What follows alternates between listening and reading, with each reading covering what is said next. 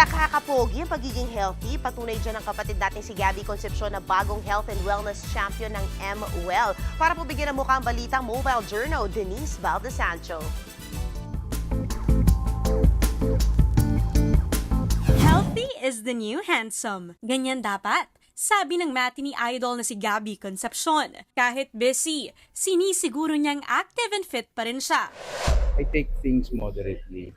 Although lahat kinakain ko, lahat sinusubukan ko. Pero ngayon at nalalaman mo na ang what to eat and what not. Kaya naman laking tulong daw ng gadgets tulad ng MWell wearables na ring and watch, best paired with the MWell app. Pwede mo kasing ma-measure ang iyong heart rate, sleep, steps, and many more.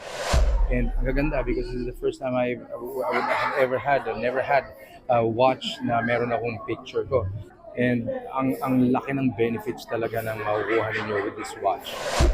Abay kung picture naman pala ni Gabby ang nasa smartwatch, why not? Si Weng nga na long-time supporter ni Gabby, napabili agad. Yung mga features na about heartbeat, everything that made me buy the watch. That it will help every day. You could monitor yourself. Naniniwala pa rin si Gabby na health is wealth, kaya paalala niya sa lahat.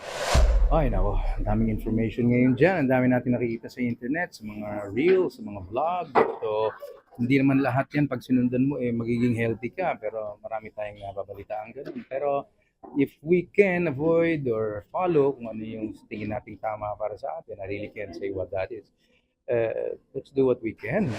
Si Gabby ang piniling bagong health and wellness champion ng MWell. Siyempre, pinili niyang i-celebrate ang special occasion na yan kasama ang fans.